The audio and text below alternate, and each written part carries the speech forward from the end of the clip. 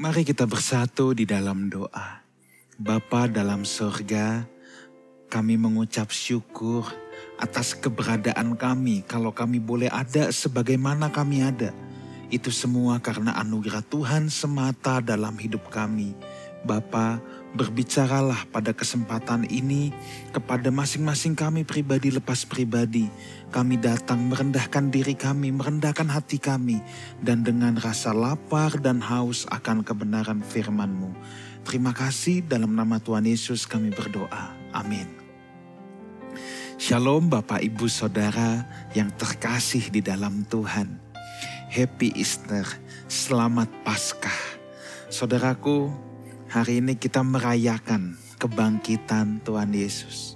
Memang di banyak belahan dunia atau orang Kristen pada umumnya, Natal dianggap lebih besar, makanya Natal lebih meriah. Tetapi sejatinya Paskah itu adalah hari raya terpenting bagi umat Kristiani. Kenapa? Nanti kita akan lihat, saudaraku. Saudaraku, agama boleh banyak, tokoh pendiri agama boleh banyak, nabi boleh banyak, dan mereka semua merayakan hari kelahiran juga. Mereka semua merayakan hari kematian juga. Tetapi yang dirayakan hari kebangkitannya hanya Yesus Kristus Tuhan kita. Kenapa? Karena mereka semua mati dan tidak pernah bangkit. Tetapi Yesus Kristus Tuhan mati dan bangkit. Hanya Yesus satu-satunya yang mati dan bangkit. Itulah sebabnya Yesus itu bukan seorang pendiri agama. Yesus itu bukan seorang tokoh agama. Tetapi Yesus adalah perantara manusia dengan Bapa, di mana manusia yang telah jatuh ke dalam dosa, dalam posisi menjadi seteru Tuhan, tetapi sekarang diperdamaikan. Yesus bukan tokoh agama, Yesus bukan sekedar nabi, Yesus bukan sekedar pendiri agama, tetapi dia adalah juru syafaat kita. Dia adalah pendamai umat manusia dengan Allah Bapa sendiri. Yesus juga berbeda dengan Elia dan Henok. Kalau kita ingat dalam perjanjian lama, ada Elia dan Henok, saudara ya, yang diangkat hidup-hidup, yang tidak pernah mengalami kematian. Yesus mengalami kematian, betul-betul mati, betul-betul meninggal. Ada banyak orang yang bilang bahwa Yesus hanya mati suri. No.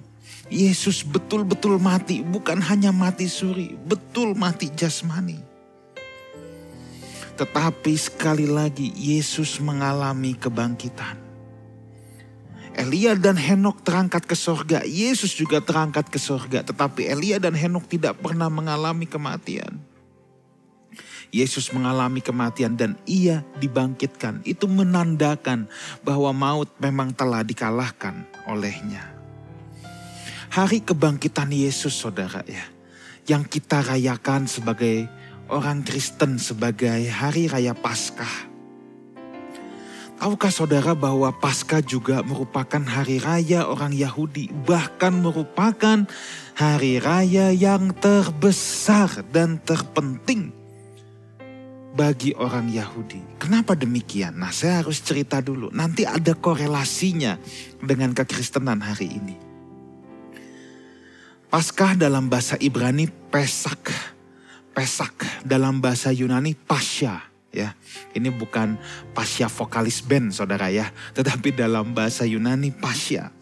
Dalam bahasa Latin Pasca. Nah, kalau Pasca saudara pasti sering dengar ya. Ada yang handphone prabayar atau pasca bayar. Nah, ya. Pasca itu artinya sudah lewat, sudah lalu.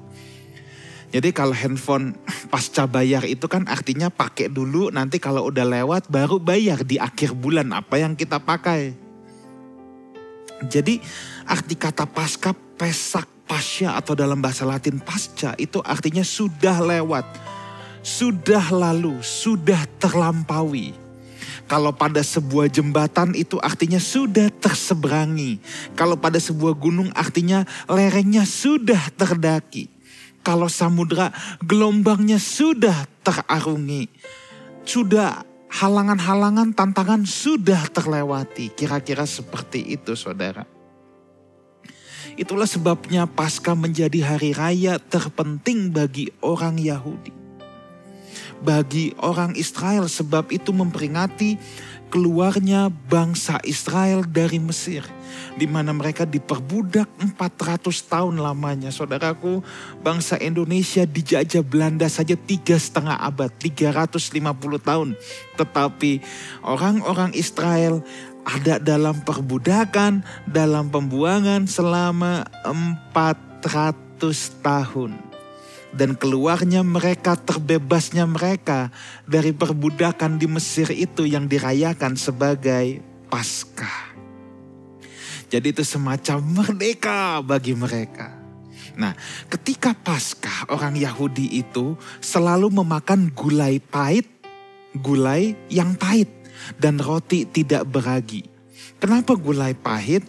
Gulai pahit melambangkan pengalaman pahit yang jangan sampai terulang lagi. Jadi perbudakan di Mesir itu menjadi sebuah pengalaman pahit bagi mereka. Dan kalau mereka makan gulai pahit itu, mereka teringat bahwa mereka punya pengalaman pahit dan jangan itu sampai terulang lagi dalam hidup mereka. Roti tak beragi itu melambangkan keberangkatan mereka dari Mesir secara tiba-tiba, tanpa persiapan. Kenapa roti tidak beragi? Ini kan berangkatnya tak terduga, tanpa persiapan. Itu melambangkan bahwa bahkan mereka tidak sempat menunggu adonan roti sampai mengembang. Jadi buru-burunya ketika Musa, ayo keluar. Itu betul-betul mendadak. Adonan roti pun belum mengembang. Nah, makanya mereka makannya roti tidak beragi. Hal ini juga mengingatkan mereka bahwa hal ini terjadi hanya karena intervensi ilahi. Mereka tidak mungkin bisa keluar dari Mesir tanpa intervensi ilahi. Kita ingat bagaimana peristiwa 10 tulah. Ya, yang menimpa Mesir. Bagaimana Laut Merah dibelah oleh Tuhan. Ini semua mengingatkan mereka bahwa Paskah itu hal yang luar biasa. Mereka boleh terbebas dari perbudakan selama 400 tahun dengan ini.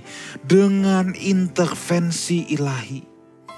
Itu sebabnya Paskah menjadi sangat penting bagi mereka.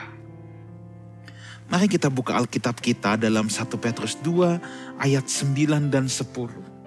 Nanti kita melihat korelasi bahwa Paskah ini juga penting saudara untuk kita. 1 Petrus 2 ayat 9 dan yang ke-10. Tetapi kamulah bangsa yang terpilih, imamat yang rajani, bangsa yang kudus, umat kepunyaan Allah sendiri, supaya kamu memberitakan perbuatan-perbuatan yang besar dari Dia, yang telah memanggil kamu keluar dari kegelapan kepada terangnya yang ajaib. Ayat 10. Kamu yang dahulu bukan umat Allah, tetapi yang sekarang telah menjadi umatnya. Yang dahulu tidak dikasihani, tetapi yang sekarang telah beroleh belas kasihan. Makna Paskah yang pertama dari ayat-ayat yang telah kita baca. Paskah adalah peristiwa di mana kita dibawa keluar dari kehidupan lama kita kepada kehidupan yang baru. Kehidupan yang lama kita adalah kehidupan yang diperbudak oleh dosa. Sebagaimana bangsa Israel diperbudak di Mesir selama 400 tahun. Itu melambangkan kehidupan mereka yang lama. Itu sejajar dengan kehidupan kita di masa lampau. Tetapi sekarang Alkitab berkata, Dia yang memanggil kamu keluar dari kegelapan. Itu bicara perbudakan oleh dosa kepada terangnya yang ajaib. Itu bicara apa? Itu bicara tentang kehidupan kita yang baru. Kita dipanggil, saudaraku, untuk keluar dari hidup kita yang lama. Untuk masuk kepada hidup kita yang baru. Dari kegelapan masuk kepada terang. Artinya apa? Kita harus meninggalkan, seperti bangsa Israel, meninggalkan tanah Mesir. Harus ada action, kakinya harus mau dilangkahkan keluar. Tuhan tidak mengeluarkan bangsa Israel dengan pintu kemana saja milik Doraemon. Di mana tiba-tiba jing langsung berubah tempat. Tidak, mereka harus melangkahkan kaki mereka keluar dari tanah Mesir. Ada banyak orang Kristen berpikir ketika mereka terima Tuhan Yesus otomatis tiba-tiba jeder langsung hidup yang baru. Ini gak bisa ujuk-ujuk tiba-tiba. Ini harus disertai dengan komitmen kita untuk meninggalkan cara hidup kita yang lama. Ya, kalau bahasa Alkitab itu fartos yang membinasakan. Ya, itu ada di 1 Petrus 1, saudara ya. Kamu telah dibayar lunas oleh darahnya, bukan dengan emas perak, bukan dengan barang fana. Supaya kamu apa? Meninggalkan cara hidupmu yang sia-sia. Yang sia-sia itu fartos yang membinasakan. Jadi cara hidup kita ketika kita di dalam perbudakan oleh dosa, itu Alkitab katakan sebagai cara hidup yang membinasakan. Dan sekarang kita dipanggil kepada cara hidup yang baru. Dan ini harus kaki kita serius mau melangkahkan keluar dari cara hidup yang lama menjadi cara hidup yang baru. Kita tidak bisa jadi Kristen pasif yang diam saja, tidak mau berubah, tidak mau meninggalkan cara hidup kita yang lama. Tetapi kita berpikir bahwa kita sudah memasuki hidup yang baru. Ini gak bisa, saudara. Contoh, dulu saudara tukang pukulin pasangan saudara.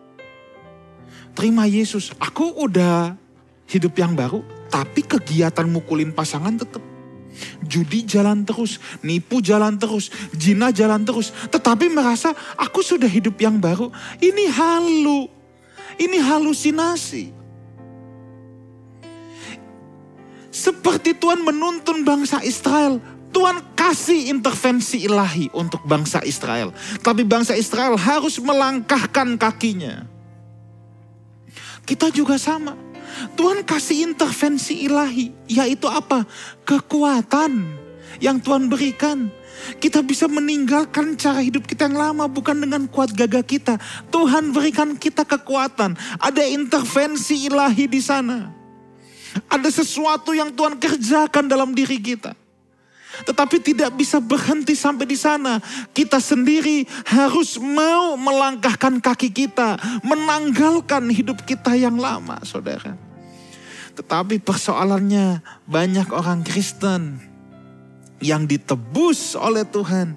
Kemudian menggadaikan kembali hidupnya kepada kegelapan. Dulu kita ditawan oleh kegelapan. Tuhan bayar lunas dengan darah yang mahal. Ya, bukan dengan emas, bukan dengan perak. Sekarang dibawa lagi hidup itu kepada kegelapan dan digadaikan. Ini yang menyedihkan, saudara. Seandainya saudara punya hutang, terlilit hutang. Ya, bisa hutang rumah, tiba-tiba ada kasih karunia. Kasih karunia itu apa? Hal yang saudara terima yang sebenarnya saudara tidak layak terima. Ini hanya penggambaran. Tiba-tiba ada orang yang mau melunasi hutang. Oke? Lalu gimana? Pergunakan itu dong dengan baik, syukuri itu. Hiduplah dengan cara hidup yang baru. Bukan rumahnya udah lunas, sertifikatnya dibawa lagi ke bank, digadaikan lagi. Itulah gambaran dari orang Kristen yang sudah ditebus kemudian membawa dirinya lagi kepada kegelapan untuk digadaikan lagi. Jadi punya hutang lagi, jadi terikat lagi. Ini yang repot, saudara. Ini yang repot. Saya berdoa Lifehouse Community kita tidak menggadaikan hidup kita yang lama, saudara. Inilah yang dilakukan bangsa Israel. Benar, mereka dibawa keluar dari tanah Mesir, dari perbudakan. Masuk ke padang gurun, Tapi maunya tetap cara hidup Mesir. Cara hidup Mesir mereka tidak mau tanggalkan. Mereka malah suka memimpikan. Enak ya zaman dulu di Mesir. Tuh coba. Diperbudak sengsara, dibawa keluar, bisa mikir mau balik lagi. Enak juga ya kalau kita pikir-pikir dulu hidup di Mesir. Nah ini banyak orang Kristen yang seperti itu tanpa kita sadari saudara. Ditebus oleh Tuhan, iseng-iseng. Enak juga sama cara hidup yang lama dulu. Akhirnya dia mau balik lagi. Menggadaikan hidupnya lagi. Seperti bangsa Israel. Mereka bersungut-sungut, melakukan penyembahan berhala lagi. Ingat, mungkin kita nggak nyembah patung, tapi kita bisa punya berhala modern. Berhala modern itu apa? Segala sesuatu yang mengalahkan Tuhan dalam hidup kita itu berhala modern. Segala sesuatu yang mengikat kita dalam hidup kita itu bisa jadi berhala modern. Saya tahu mungkin kita tidak punya patung di rumah yang kita sembahyang. Mungkin bukan itu. Tapi kita bisa punya berhala modern dalam bentuk lain. Ada yang hobinya misalnya modif mobil. Salah nggak? Enggak. Tapi kalau sampai hidupku nggak lengkap. Kalau aku nggak modif mobil. Tidur pun jadi nggak nyenyak. Terikat. Itu yang jadi masalah. Ya. Tapi saudara jangan mikir, pastor bilang gak boleh modif mobil. Bukan itu. Tapi kalau ada segala sesuatu yang mengalahkan Tuhan, yang membuat hidup kita merasa gak lengkap, yang mengikat kita, itu berhala dalam hidup kita. Jadi apapun bisa jadi berhala. Apapun bisa jadi berhala dalam hidup kita. Nonton Korea gimana? Ya kan sekarang lagi hits nonton Korea. Silakan. Tapi kalau sampai karena nonton Korea, udah gak berdoa, gak baca Alkitab, kalau gak nonton Korea susah tidur, ya. Kalau gak nonton Korea kayaknya ada yang kurang dalam hidup ini. Itu pun bisa jadi berhala. Apapun saudara bisa jadi berhala dalam hidup kita. Nah ini adalah contoh ketika bangsa Israel menggadaikan kembali hidupnya. Bahkan Alkitab berkata, dalam 1 Korintus pasal yang ke-10, mereka juga hidup dalam percabulan dan akhirnya mereka dibinasakan. Makanya 1 Korintus 10 ayat yang ke-11 ini yang Paulus tulis. Semuanya ini apa? Sungut-sungut, menyembah berhala, percabulan dan lain-lain. Cara hidup mereka yang di Mesir atau mewakili cara hidup kita yang lama. Semuanya ini telah menimpa mereka sebagai contoh dan dituliskan untuk menjadi peringatan bagi kita yang hidup pada waktu di mana zaman akhir telah tiba. Ya, peringatan bagi kita. Siapa kita di sana? Saudara jangan pikir ini cuma jemaat Korintus. Kita ini semua umat perjanjian baru yang hidup di mana zaman akhir telah tiba, termasuk saudara dan saya di sini. Jadi jemaat di Korintus pada saat itu sampai Paulus mengingatkan, hati-hati, kamu sudah ditebus, jangan menggadaikan kembali hidupmu. Sebab banyak orang Korintus pada saat itu yang hidup dalam kekafiran. Kekafiran itu artinya apa? Kita bukan dikit-dikit ngatain orang kafir lu bukan itu. Arti kata kafir adalah hidup menyangkali iman. Dia sudah tahu apa yang dia perbuat tapi dia mau menyangkalinya. Itu hidup dalam kekafiran. Dia sudah ditebus tapi dia mau menggadaikan kembali hidupnya kepada kegelapan. Itu hidup dalam kekafiran, saudaraku. Seharusnya kita bukan menggadaikan hidup kita dan kembali kepada kegelapan. Kalau kita lihat tadi di ayat yang ke-9 dari 1 Petrus 2. Supaya kamu memberitakan perbuatan-perbuatan yang besar dari Dia. Harusnya kita bukan kembali menggadaikan hidup kita. Justru kita harusnya menjadi terang, memberitakan perbuatan yang besar dan ajaib. Dan saudara jangan bilang, pastor itu mah tugas pastor, bukan tugas kita. ayat ini hebat, diawali dengan gini, kamulah bangsa yang terpilih, imamat yang rajani. Artinya apa? Setiap kita adalah imam sekarang bagi Tuhan. Kalau zaman perjanjian lama, saudara boleh bilang begitu, itu mah tugas imam, itu mah tugas pendeta. Kalau zaman perjanjian baru, nggak bisa, ini tugas kita semua. Kita nggak boleh menggadaikan hidup kita, tapi justru kita harus memberitakan perbuatan-perbuatan Dia yang ajaib. Permenungan buat kita. Apakah saudara melihat keberadaan saudara hari ini merupakan perbuatan tangan Tuhan yang besar? Apakah saudara bisa menghayati itu? Seperti halnya seharusnya bangsa Israel ketika merayakan Paskah. Mereka mengingat bahwa kalau ini bisa terjadi seperti sekarang ini semua karena intervensi ilahi. Kalau tidak ada Paskah bagi orang Israel, pertanyaannya bukan di mana aku sekarang, tetapi masih adakah aku saat ini? Ini menyangkut eksistensi. Sekarang apakah kita bisa menghayati seperti itu? Atau kita merasa kalau kita ada hari ini masih berjalan tegap, itu kuat dan gagah saya? Atau kita bisa menyadari kalau tidak ada intervensi ilahi, aku tidak ada sebagaimana aku ada sekarang. Kalau saudara bilang, pastor kuat dan gagah saya dong. Apa perlu saya doakan supaya ada peristiwa ekstrim terjadi? Supaya saudara mengakui aku ada sebagaimana aku ada sekarang hanya oleh anugerah Tuhan. Saya percaya saudara semua tidak butuh doa yang macam begitu ya. Atau perlu saya doakan ada peristiwa ekstrim yang terjadi supaya kita bisa menghayati bahwa ada intervensi ilahi dalam hidup kita. Jadi hal yang pertama, Paskah adalah peristiwa di mana kita dibawa keluar dari kehidupan kita yang lama perbudakan oleh dosa untuk masuk kepada kehidupan yang baru. Yang kedua, Paskah menjadi penting karena Paskah adalah bukti adanya kebangkitan orang mati. Kenapa ini penting? Coba kita lihat dulu 1 Korintus 5 ayat 16 sampai 20. Ini penting saudara. Ya. Saudara jangan berpikir bahwa ini mah gak penting pastor, kita mah belum mau mati. Ya coba kita lihat dulu. 1 Korintus 15 ayat 16 sampai 20. Sebab jika benar orang mati tidak dibangkitkan, maka Kristus juga tidak dibangkitkan.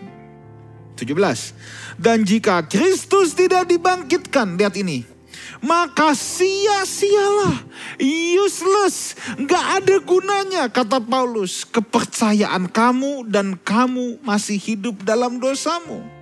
Jadi dengan kata lain, Paulus mau bilang gini, kalau gak ada kebangkitan orang mati, Kristus juga gak dibangkitkan. Kalau Kristus tidak bangkit, udah deh sia-sia, mendingan kita hidup dalam dosa sekalian. Maksudnya gitu, ayat 18. Demikianlah juga binasa juga orang-orang yang mati dalam Kristus. Udah mempertaruhkan hidup buat Kristus, sia-sia semua, binasa deh. Ayat 19.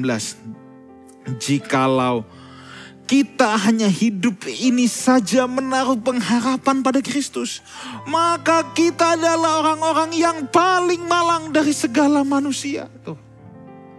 Jadi kalau nggak ada kebangkitan orang mati, Kristus nggak dibangkitkan. Kalau Kristus nggak dibangkitkan, sementara kita sudah menaruh pengharapan kita pada Kristus, udah deh, kata Paulus, kita orang yang paling malang, paling apes, paling amsyong. Tapi ayat 20, tetapi yang benar ialah bahwa Kristus telah dibangkitkan dari antara orang mati sebagai yang sulung dari orang-orang yang telah meninggal. Artinya Kristus adalah yang pertama yang dibangkitkan dan tidak mengalami kematian lagi. Yang sulung yang pertama, jadi nanti ada yang berikutnya. Siapa itu? Saudara dan saya dan para orang saleh Tuhan. Saudara, kenapa sih Paulus tuh sampai begitu bersikeras bahwa kalau tidak ada kebangkitan, sia-sia kepercayaan kita. Kalau tidak ada kebangkitan, aku orang paling malang. Kenapa Paulus sampai bersikeras begitu? Paulus nggak bilang kalau tidak ada Natal, bukan. Tapi kalau tidak ada Paskah, kalau tidak ada kebangkitan. Lihat, makanya saya tadi katakan kebangkitan ini seharusnya menjadi perayaan paling penting untuk hidup Kristiani kita. Kenapa sampai Paulus bilang sia-sia? Karena Paulus dan orang-orang saleh Tuhan di segala zaman telah mempertaruhkan seluruh hidupnya untuk Tuhan. Maukah kita bertaruh untuk hal yang kita tidak yakin benar-benar? Saya bukan mengajar orang Kristen untuk bertaruh, saudara ya. Saya tidak ajak orang Kristen untuk bertaruh atau tidak mengajar. Tapi kalau teman saudara ajak taruhan, besok matahari terbit dari barat. Nah, saudara tahu itu kan gak mungkin. Besok pasti matahari tetap dari timur. Terus dia bilang, ayo kita taruhan all in semua yang kita punya. Ya saudara pasti mau. Ini mah bakal dapat uang gratis nih. Udah jelas besok matahari terbit pasti dari timur lagi. Gak mungkin dari barat. Saudara berani. Kenapa berani? Karena saudara yakin. Ya pasti dong, matahari pasti dari timur.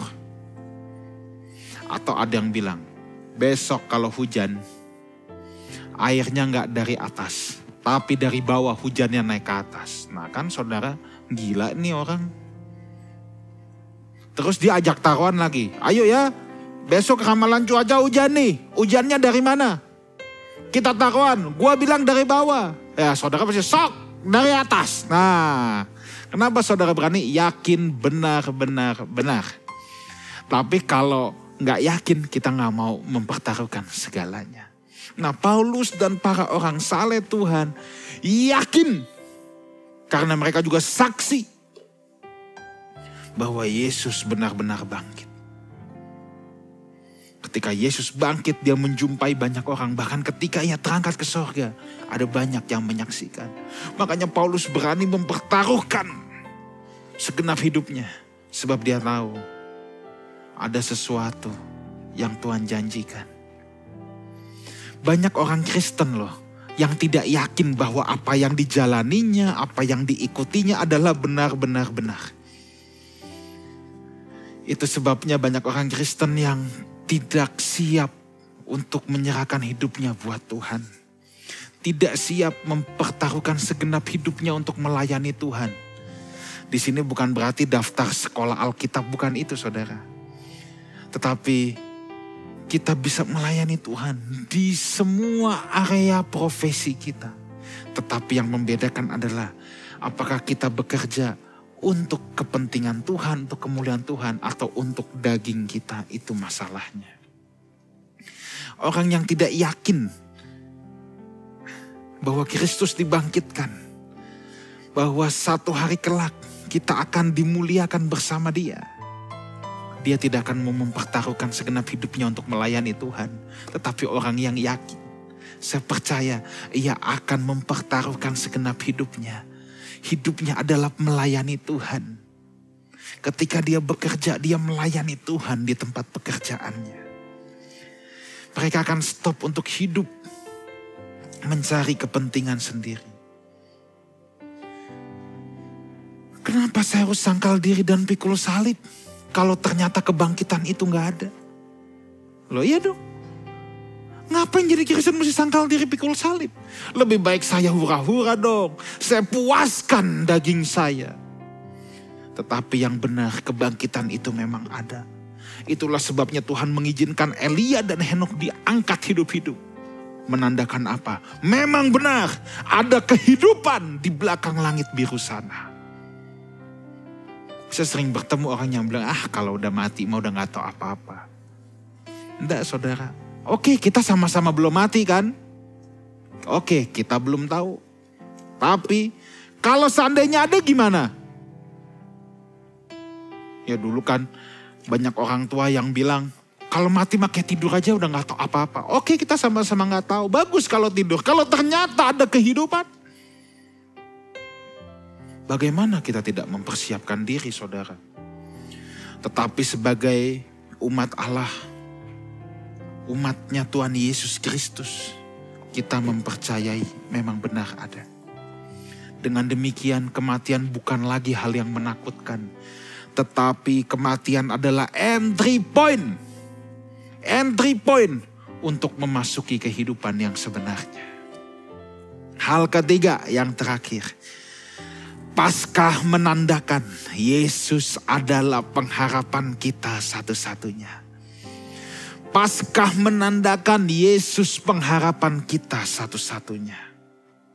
Saudaraku, kalau kematian saja dia bisa kalahkan, masakah rumah tangga yang diambang kehancuran tidak dapat dia tolong? Kalau kematian saja dia bisa kalahkan, masakan kehidupanmu yang hancur berantakan, usaha bisnismu yang sudah hancur lebur babak belur, diambang kebangkrutan dia tidak bisa tolong.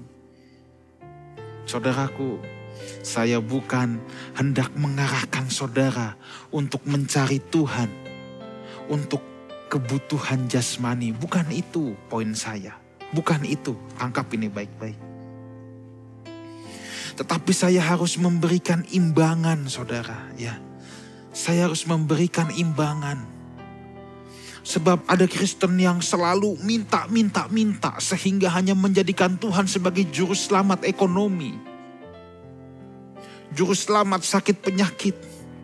Tetapi ada satu kutub lagi, Kristen yang bilang tidak boleh berharap sama Tuhan untuk hal-hal itu. Kita harus balance dalam hal ini. Saudara, tidak ada di antara kita yang terlalu kuat, terlalu gagah, sampai tidak pernah membutuhkan pertolongan dalam hidupnya. Dan pertanyaan saya, kalau kita tidak mengharapkan pertolongan Tuhan, pertolongan siapa lagi yang harus kita harapkan? Saudara punya kesusahan, saudara ngomong sama orang. 9 dari 10 orang yang saudara ajak ngomong, itu bukan memberikan solusi, tapi ngomongin saudara di belakang. Oh iya, dengar baik ini. Saudara punya kesulitan, rumah tanggamu diambang kehancuran. Kalau saudara tidak selektif betul, 9 dari 10 orang yang saudara ajak ngomong, cuman jadi bahan gosip. Ya, tahu nggak? Udah mau cerai tuh.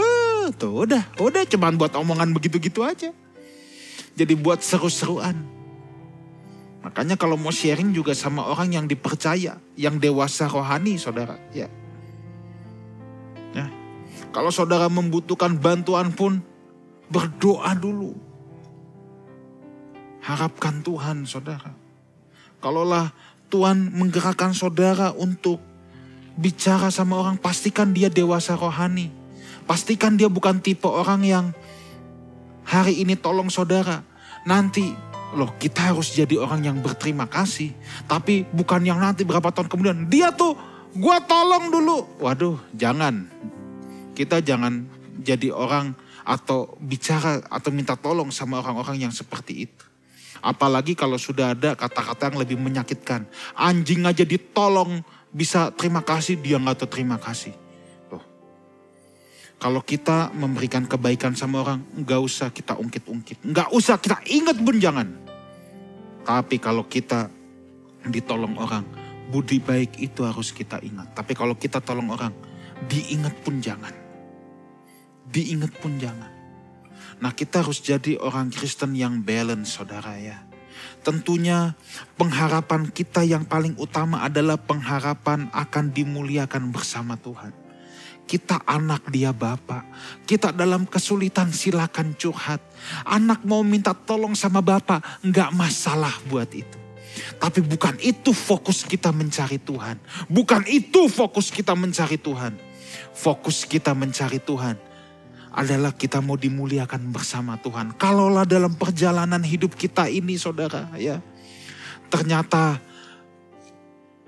kita sedang lemah, kita sedang breakdown, dan kita membutuhkan pertolongan Tuhan. Enggak apa, ungkapkan saja dalam doamu. Tetapi kalau Tuhan sudah menolong saudara, ingat, tugas kita memberitakan perbuatan-perbuatan yang besar. Bukan kembali menggadaikan hidup kita, saudara. Dan jangan sampai pertolongan Tuhan, mujizat menjadi tujuan kita, menjadi hal yang utama. Tidak boleh. Fokus pengharapan kita tetap satu, dimuliakan bersama Tuhan. Itulah sebabnya kita semua, kalau kita menghayati Paskah ini, apapun profesi kita, saya mau ajak Lifehouse Community untuk mempertaruhkan segenap hidup untuk kemuliaan Tuhan. Tuhan Yesus menyertai kita semua. Mari kita berdoa. Bapa dalam surga, terima kasih untuk permenungan kebenaran firman-Mu pada kesempatan ini. Bicaralah Tuhan kepada anak-anak-Mu pribadi lepas pribadi. Biar Roh-Mu yang kudus yang menerangi kami semua. Sekarang angkatlah kedua belah tangan-Mu dan terimalah berkat Tuhan. Kiranya Tuhan memberkati setiap saudara. Sebab saudara juga punya tugas untuk menjadi berkat.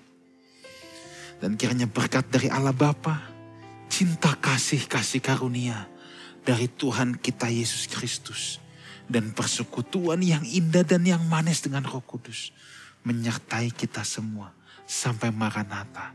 Tuhan Yesus datang untuk yang kedua kalinya, menjemput orang-orang yang hidup sepadanan dengan kebenaran Injilnya. Sama-sama kita katakan, amin. Happy Sunday, happy Easter, God bless you all.